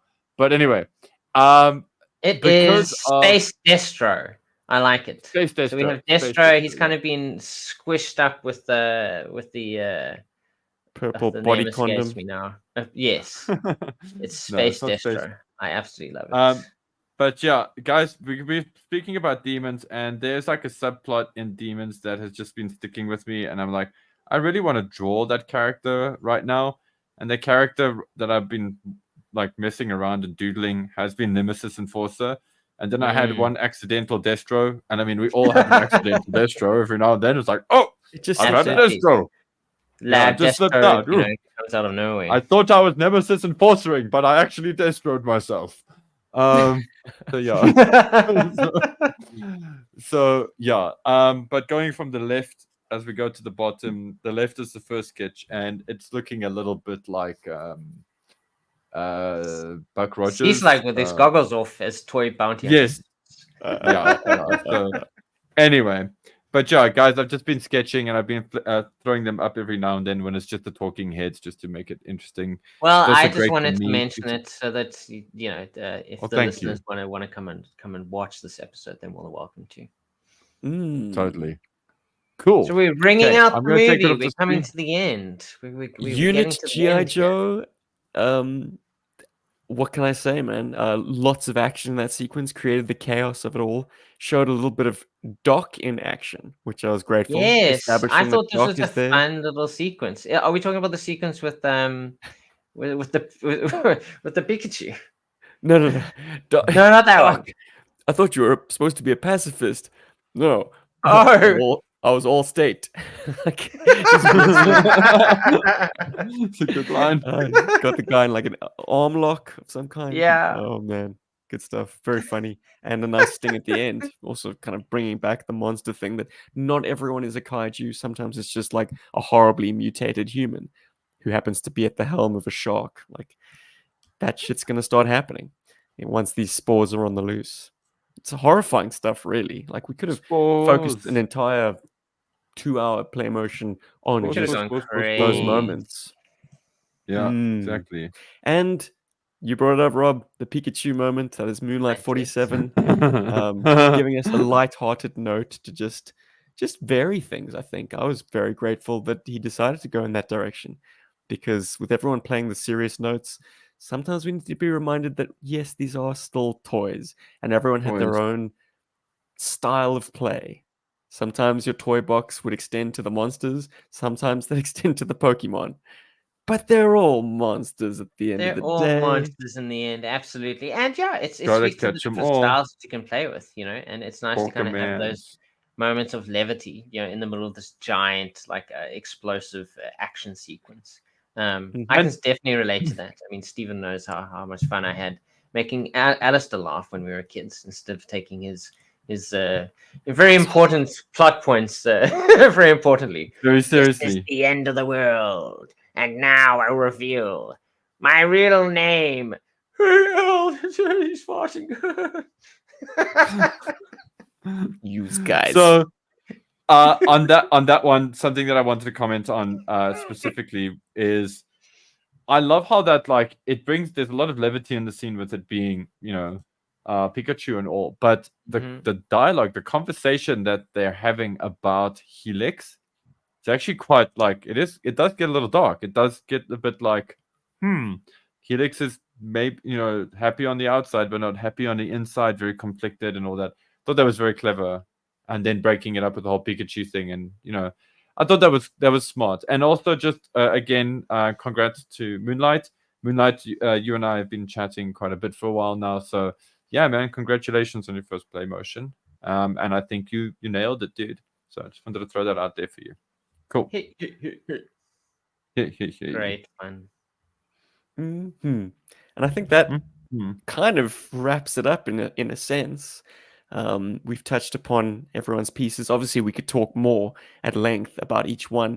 Each one of the contributors deserves an interview, but with there being 20 of them this year, I don't know if that's practical. So I have actually asked, the contributors of the more lengthy sequences, are sort of legacy collaborators at this point, if they wouldn't mind doing some audio narration. Oh, that's great, because I was about to ask, like, are we getting more demon-related content coming out in the future? So apart from the supercut, which will include all the deleted stuff, and the sequences in full from our 1 minute public submissions, 1 minute plus in some cases, in all cases. Guys, come on. It was a flexible rule at the end of the day. But yes, we will have that supercut coming out as soon as possible, as soon as I have that last submission in the can, and then sometime after that, can't say exactly when, but we are absolutely going to have a commentary track release of Demons. All of the collaborators creating their audio commentary, and I'll kind of layer it over the video, and easy, fresh content on GI Joburg. Very Aimed exciting. squarely And at the you get people who really want to know from the horse's mouth about how the sequences were conceived and executed, and hopefully a little bit of insight into how the contributor feels about the whole thing, as how it hangs together. I think that's awesome. It's nice to actually, I mean, not just us talking about these things, but actually the people themselves talking about themselves and what they did. We have had after parties, but I feel like maybe they're a bit hard to follow in terms of creating podcast content. So this is perhaps a preferable way to do it, where everyone gets to speak about their piece while it's on screen, and then hand over to the next. And who knows, maybe we'll be able to distribute this as a more complete piece of content. I would say, like, it could be a Blu-ray release, but how many of you are buying Blu-rays? Physical media, what's never that? be that. Yeah, hey, listen, don't diss physical media.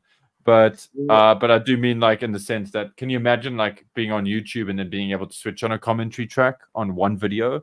Or, like, how cool it would be if we could add a commentary track to a video once, like maybe like a few months down the line and stuff Well, like that. So hopefully, that's why we just have to keep re-releasing stuff as the same thing a couple of times, unfortunately. Or I don't know. Yeah. YouTube. That's just the way it goes. Well, we keep calling it YouTube, but actually, let's not mess around. It's an AI. It's an algorithm. It's AI. We're It's the AI. We're just slavishly following it. Exactly. We don't think of any of the content we come up with. The AI told us make No, international we do think of the content we come out with, but how we distribute and how we release it is unfortunately not always the way we would love to do it. I would love to release our stuff on cinema. That would be cool. So once again, I personally, I just want to reiterate, amazing job from everyone involved in International Backyards for Demons. Absolutely incredible. Take on board the advice we give you, or not advice, but the suggestions. Play with your toys, have great fun. Thank you, mentor Rob. And look back at the previous years. We always have good advice and suggestions and great praise to give you. And just go out and play with your toys. Have fun. Join us for Christmas special, I guess. But that's the thing now. If that happens. But can I would like to throw a little bit of I would like to throw a positive comment firstly at Steve. Oh my goodness, don't. His ego is big enough already. Don't. It's, so big. Oh no. Okay. Oh! Exactly. Yeah, there we go. Push us off. That's how it should work. That's okay. Firstly, guys, editing any of these things is a task in and of itself. I mean, editing a video, even if it's like 2 minutes, which by the way, I'm a huge fan of. I like people sticking to their content because it makes you guys more decisive about what you put in your content. But that's the difference between me and Steve. Steve's more laissez-faire. But yeah, to stitch together 11 submissions and put them in a correct sequence and get the timing right and get a feeling right is a feat on its own. To stitch together 20 odd entries that have all been individually sort of in some regards been edited by Steve and then scored over, the music's been put over. Yeah, but I just want to I've got to throw it all at you on this one. I think you handled this super well, and I think it all came together beautifully. And congratulations! And this rocked, my dude. Wow, very, very, very impressed with this. It was a beautiful film from beginning to end, and it just stitched together so nicely. And it was so cool that it inspired people to do their best. Now, speaking to the people, to everybody who contributed, guys, oh my God. Okay, wow, I can't believe just how and I don't want to, I can't even say how you have all evolved visually with your style and all that stuff. It's insane. It's incredibly cool, and it's inspiring, especially to me, who on a technical filming level I do relate to Edward, because I really just like to shoot shit once and not have to reshoot it, and that is Edward's failure. He was a genius, but he just really didn't like to do multiple takes. And so I'm not saying I'm a genius, but I'm just saying I salute your effort and what you guys have done, because the fruits of your labor really do show in this. And it was just a punch to the face with how awesome everything was. I mean, the trailer was one thing, and I thought the trailer, when I got the pieces of the trailer cut together to do some work on it, I was just oh, that's probably Steve. Okay, that's definitely Hans. I know that style. And I'm oh, that's Steve. It was familiar. So when I was watching this whole thing, I was oh my God, which one of you is Steve? That's the stuff was so cool. And the effects and just the sheer creativity of it all. And I don't know how this happened, Steve. I want to believe you graded this, but I can't believe how everybody's shots have a very similar grade, unless they've gone extreme, with something. But for the most part, it's very consistent. Wow. But anyway, just from the heart, with lots of love. I can't believe how awesome International Backyard has gotten, and thank you for that, because this is kind of better than what I imagined it could be. And you always want that to happen when you create something or when you create a game or something for people to do. You always want it to turn out being better. Nobody starts a party for it to be lame. So, wow, okay, we're doing shots of people's butts while doing backflips off the roof, off roofs into swimming pools now. This is the kind of party we're in. People's butts. I don't know if I want a shot of someone's ass. Dude, you don't know you want it, but sometimes it's just partying hard. Take it away, Steve. The weaponized Well, we have spores go around. certainly partied hard. I don't think I can add anything more to that then, gents. Sorry, man. Onwards to International Backyard 5. What the future may bring, who knows? But everyone leveled up on this one. I can only imagine we'll take another leap next time. Awesome. I look forward to it. I got some new toys. Oh, Steve's got his toys. your toys. Two fun stories. The one is the shorter one. I went to a retro us that one. arcade. Apparently, Australia's biggest retro arcade. It's pretty big. I did an Instagram story, just a quick pan of it. I took my Street Fighters 2 GI Joe Guile figure, who incidentally cameoed in Demons. But he came along don't with think Kim we and didn't I, see it. and we played the day away. Highlights include Time Crisis 2, of course. It was the Love. first time I ever completed Star Wars Arcade, because In an it's a- arcade. it's a free play, no tokens. You pay your Why? admission. That's everything's set to free play, and, Nah, you finally that's are not able to realistic. clock games. You can die and continue with impunity. So it's like, and I finally played the Aliens versus Predator cabinet. Wonderful game, that. Amazing beat 'em up. Really cool. But they also had a small selection of vintage toys at the front kiosk. Mhm. Picked up Dial Tone version 3, I guess, if you count the Special Missions Brazil. This is Sonic Fighter's Dial Tone, and my goodness, is he a tasty looking action figure. What do you think, Rob? You gotta send a criminal to catch criminal. I'm blown away. He's so cool. He looks so professional, weirdly enough. For What's those that? of you Given those listening, he's got colours. blue pants, grey shirt, the black overshirt, silver details, black beret. He looks great. He looks Lovely absolutely kind of incredible. pseudo You gotta Night send a Force. psychopath to catch a psychopath. It's my best All right, Sylvester all right. Stallone, I'm sorry. Sylvester Stallone with a moustache. Yeah, he does look like he belongs in Demolition Man in that He opening really sequence. does. Cool figure. In the longer story, those of you who are long-time listeners would know that I won in a photo competition a box of, or not a box, a sealed vintage Lego AT-AT. It's vintage now. You mean I think it's from- 8080? I'm sorry, Yes. people. He means 8080. Yuck. How I think it's very from dare you. 2007, I'm gonna guess. Anyway, so plenty vintage. It was the motorized one, and I don't really have place for Lego in my life, nor do I want to unseal a sealed item that I'm indifferent towards.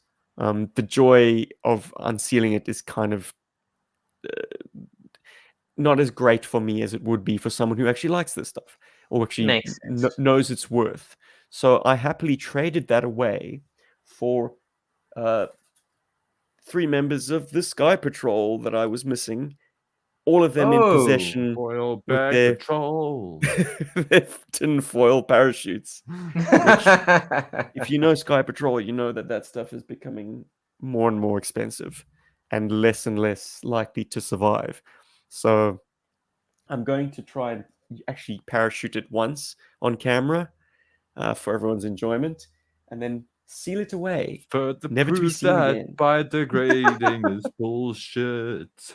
Well, I mean, it was a recipe for comedy, me kind of unfurling this parachute one night, and my wife saying, like, Stephen, have you gone off the deep end? Are you playing with a piece of tinfoil? I'm like, no, babe. This is a That's super so rare, good. super fragile So good. Sky That's Patrol super parachute. awesome parachute. But I mean, Yeah. from modest means, like, I don't know if Keep you guys watching do your this as friends. well, but like plastic shopping bags. I used to take the bag loops and put them under the action figures' arms, kind of lock them in tight and throw I them feel into like the air. that's what everyone must have done. Like that, you don't have a parachute. That's the thing you do. And did not work well at all. No, but it's still fun to try. Steve, Chris would just like to remind you that you scheduled this thing in the middle of the Euro final. Oh my Boy, oh goodness, boy. the sport thing. If I have to take into account at least 3 time zones, 3 disparate time zones, okay, like the future, Australia, Greenwich Mean Time, South Africa, and the past, North America, where our largest listenership is from, The past. my 3-year-old and my wife's work schedule, and have to look at international sporting fixtures. I mean, I know that we were always on Super Bowl time anyway. Super Bowl Sundays. So, like, nah, there is no other time on the face of the clock that suits us. So I'm sorry, Chris. But Chris, I know that you're. What Steve is actually trying to say is thank you so much for actually tuning in right now while you're watching one of the greatest sporting events of the year. We really appreciate it. I'm glad one of us knows You're stuff awesome. about sports because I appreciate that it's a final, but are we talking about rugby? Is it rugby? Or is it singing? Is it the singing one? Eurovision. Yeah, sure. Yes. Totally. But good luck to all the teams in being involved. I hope Sports your hard. team wins. Sports hard. I hope Okay, your well, team now Did you any got of me you wondering. guys put punch Who those is in balls. the Euro final? Who's winning?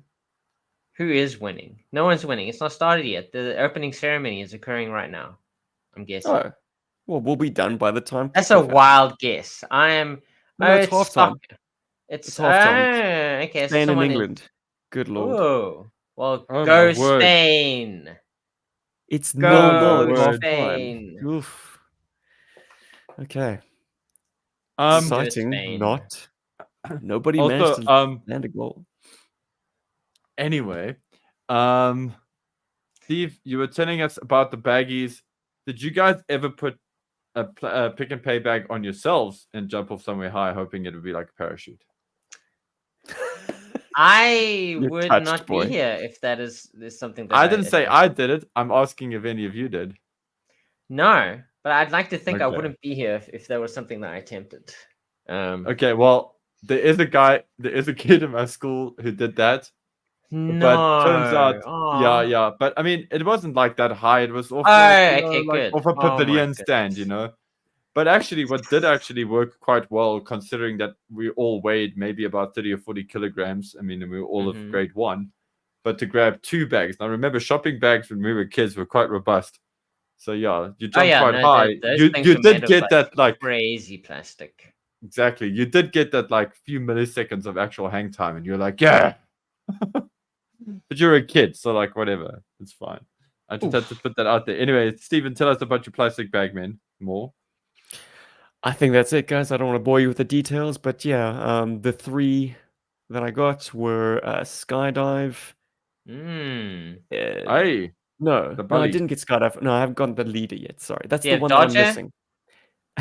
Oh, No, I got Dodger's- airwave, Yeah, wagon. airborne, Yeah. altitude, yes, static this line, one. and drop zone. Uh, So I'm just Oh, missing so skydive at this good. point. All those So guys. good. Okay, then. Okay then. That's actually very exciting. I'm glad you're able to find some good figures. And actually, no, you swapped figures. You swapped. I So, swapped Lego for you brought figures. joy to someone else, and they brought joy to you. And I think that's fantastic. For no Is there money anything- down, which I'm appreciative of. I mean, these are figures that are 100%. prohibitively pricey. I don't think I feel comfortable spending in excess of $100 a figure Well, for anything. So to be Once able to get again, Sky thank you Patrol with so their much. parachutes, love that. Yeah. yeah. So I also want to just say once again, thank you so much, Dan Szymanski. Yes, I'm just putting your whole name out there for helping me get the Danny! Sky Patrol at Joe Fest. You are a rock star. Thank you. Nice. Paul Yeah. will never forget that, and he'll never let it go. It'll forever be a happy thing for him. Once again, guys, thank let's you. reiterate that Cobra Convergence 8 is ongoing for the month of July. There's new content every single day. There's plenty to catch up on if you're late to the party. Really enjoyed the latest Who's episode late of for the the Chapman party? Assistants Motorpod, Ooh. where Casey and Gary talk about Destro's Iron Grenadiers. And they put together a pretty compelling argument why 1988 Destro is in fact the superior design. Don't know if I You're agree right. personally. I agree. Wrist rockets, baby. Wrist rockets all day. Sorry, Hans, but yeah, that's on us. Hans destroying chat. He kicked in our door and said, "Evening, guys. Sorry, I'm late." Well, Can you you're on time. repair the door, please? Or at It's least cold. It's cold. pay in for here. it? Oh, Yeah, yes. it's winter. Jeeps. We Yeah, changed and our time. also Mike the Hunter's Bazooka movie, which touched upon it throughout the chat, but it is now available on YouTube for all to enjoy. All If to enjoy. paywalls don't tickle your fancy and you'd rather pay YouTube the ad revenue, it's there. It's there for your enjoyment. And if you still want to yeah. support him after the fact, I'm sure he has links for that too. A Patreon, yeah, And if you absolutely. enjoy that movie and you do feel you want to pay, give money towards him for having produced it, definitely do that. To put it Or in rather, thank you for perspective, doing that. If you have, we are you know. a team of over 20 collaborators who produced International Backyard 4.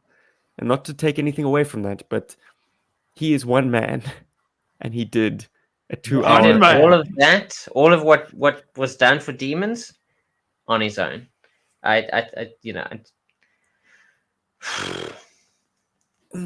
Amazing. Impossible Pie asks a pertinent question. Have we seen the Oh. Delta 17 figures? Absolutely. I've seen it I in asked my you, good edits sir, have you a seen lot. Demons? Yeah. They featured in the film. You want my opinion on them? I haven't had any hands-on experience, but they look damn good. Really good. Mhm. I would definitely say get them if you don't have them.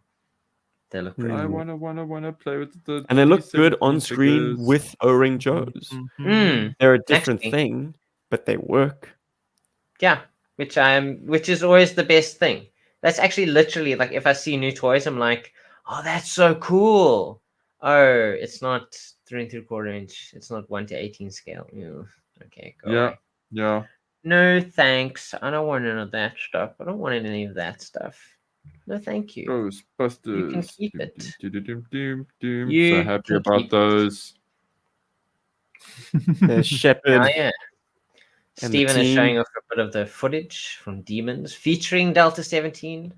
From. Thank you to Spoon Killer for that sequence, and I hope he's enjoying his Euro 2024. I assume he's cheering for Spain. Someone tells me he's not a Brit. Go Oh, team. guys, may I just say, Retro Duke has got the wonkiest eyes. Oh of my all. goodness. He really Check this does. out. Whoa!